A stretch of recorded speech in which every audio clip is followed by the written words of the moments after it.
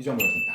오늘은 스토킹에 대해서 이야기해보려고 합니다. 스토킹이라고 해서 우리가 생각하는 그런 스토킹은 아니고요. 층간소음 문제 많은 걸 알고 계실 거예요. 층간소음은 사실 지금 현행 법에서 이거를 명확히 법적으로 해결하기가 현실적으로 쉽지는 않아요. 그래서 인터넷에 검색만 해봐도 층간소음을 해결하기 위해서 우퍼 스피커나 고무망치나 이런 것들이 지금 많죠.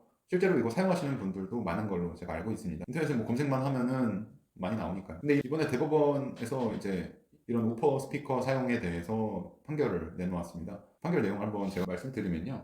층간소음 때문에 윗집에 이제 소리를 크게 틀고 고무망치로 위를 때리고 이런 것들 행위가 계속 반복됐습니다. 그래서 이거에 대해서 스토킹 처벌법이 적용이 돼서 기소가 되었고요. 집행유예가 나왔습니다. 이거에 대해서 이제 이게 어떻게 스토킹이냐라고 해서 대법원까지 올라갔고 대법원에서는 이거에 대해서 결국에 이 행위는 스토킹에 해당한다라고 해서 판결을 확정을 했습니다. 법에서 정하고 있는 스토킹 행위라는 것은 상대방의 동의 없이 상대방한테 글이나 말, 음향 등을 전달해서 지속적이고 반복적으로 전달을 하게 돼서 그것으로 인해서 불안감이나 공포감을 불러일으키는 행위를 스토킹이라고 지금 법은 정하고 있습니다. 사실 이 법이 만들어졌을 때는 과연 이 층간소음까지 고려해서 만들어졌을까에 대한 것은 의문은 있지만 결국에는 층간소음으로 이제 우리가 반복적으로 어떤 행위를 해서 상대방의 공포심을 일으켰다면 그것도 스토킹 행위에 해당할 수 있겠죠. 그래서 결국에는 지금 층간소음 문제에 대한 해결책이 없는 상황에서 이것을 사용하지 말라고까지는 제가 말씀을 못 드리는데요. 그럼 이걸 어떻게 해야 되느냐? 우리가 층간소음으로 지금 아랫집에 어떻게 고통을 받고 있는데 이거를 해결할 수 있는 방법이 뭐가 있겠느냐라고 하면은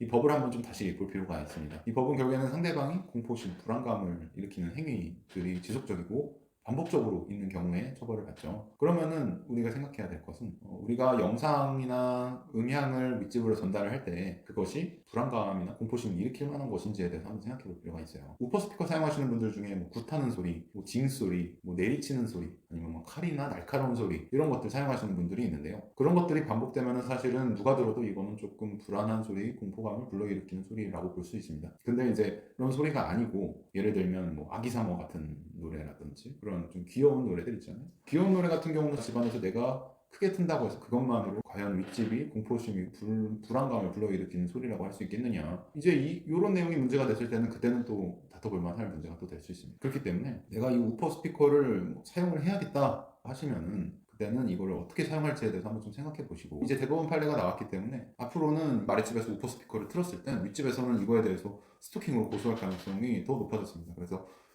이런 문제들이 나중에 불거졌을 때 자기가 어떻게 대응해야 될지에 대해서까지도 생각을 하고 윗집 아랫집에서는 행위를 하시는 게 좋지 않을까 좀 그렇게 생각합니다.